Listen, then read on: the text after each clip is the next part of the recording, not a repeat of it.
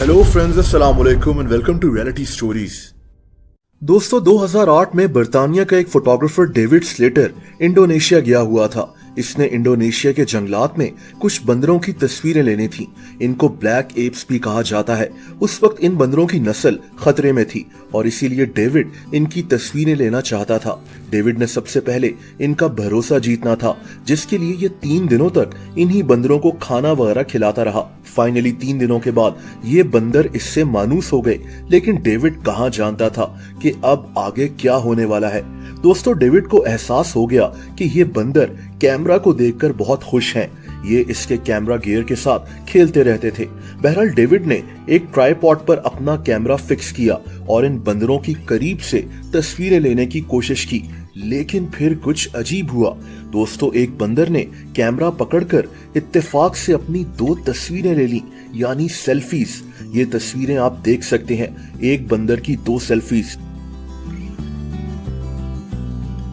एक में तो ऐसा लग रहा है जैसे ये हंस रहा हो, दूसरी तस्वीर इसकी पूरी बॉडी की है। डेविड ये तस्वीरें देखकर बहुत खुश हुआ। ये उस जंगल से वापस आ गया और इसने इन तस्वीरों का लाइसेंस हासिल कर लिया, यानी अब ये तस्वीरें इसी फोटोग्राफर की मलकियत थी, प्रॉपर्टी थी।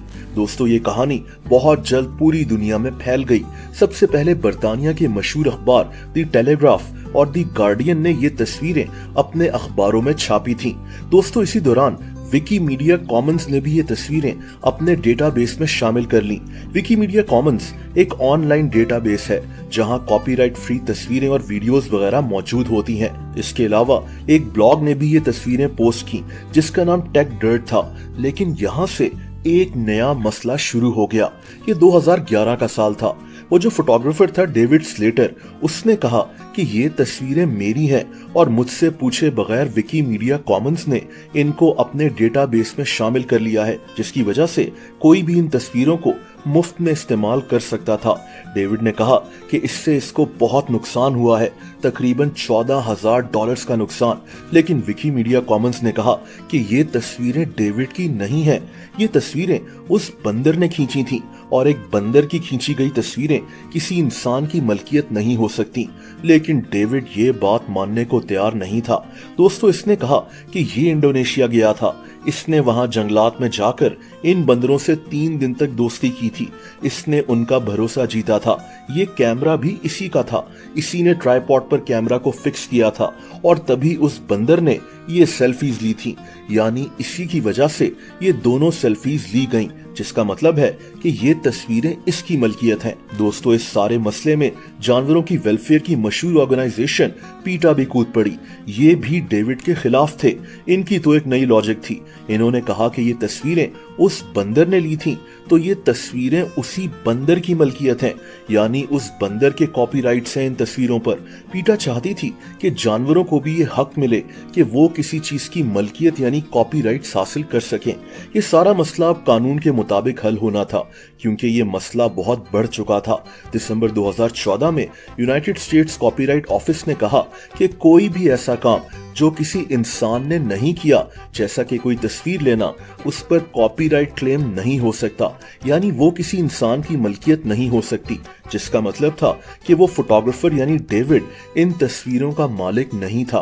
डेविड ने कहा कि ये फैसला अब अदालत करेगी, लेकिन ये कहानी अभी भी खत्म नहीं हुई। दोस्तों, 2015 में पीटा ने अदालत में केस दायर कर दिया कि उन तस्वीरों पर उस बंदर का हक है। पीटा ने कहा कि ये उस बंदर के बिहाफ पर इन तस्वीरों से आने वाले पैसे वसूल करेंगे और उन पैसों को इन्हीं बंदरों के ऊपर खर्च करेंगे। मतलब उस बंदर बेचारे को पता भी नहीं होगा कि इसकी ली गई पिक्चर्स पर कितना झगड़ा हो रहा है। खैर, पीटा के इस केस पर अदालत ने फैसला किया कि कोई बंदर किसी चीज की मलकियत या कॉपीराइट हासिल नहीं कर सकता। पीटा ने 2017 में इस फैसले के खिलाफ फिर से अपील की और इस दफा वो जो फोटोग्राफर था डेविड, इसने पीटा को कहा कि झगड़ा खत्म करते हैं। मैं जो भी पैसे इन तस्वीरों से कमाऊंगा उसका कुछ हिस्सा जानवरों की वेलफेयर पर लगा दूंगा।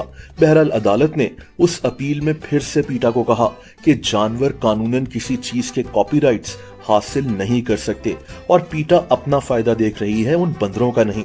ये तस्वीरें किसकी मलकियत हैं, ये आज भी कोई ठीक से नहीं जानता। हर इंसान की अपनी ओपिनियन है, लेकिन आज भी ये तस्वीरें इंटरनेट पर फ्री में अवेलेबल हैं, यानी इनके कॉपीराइट्स किसी के पास नहीं है। दोस्तों, अगर आप मुझे इंस्टाग्राम पर फॉलो करना चाहें तो उसका लिंक नीचे डिस्क्रिप्शन में मौजूद है।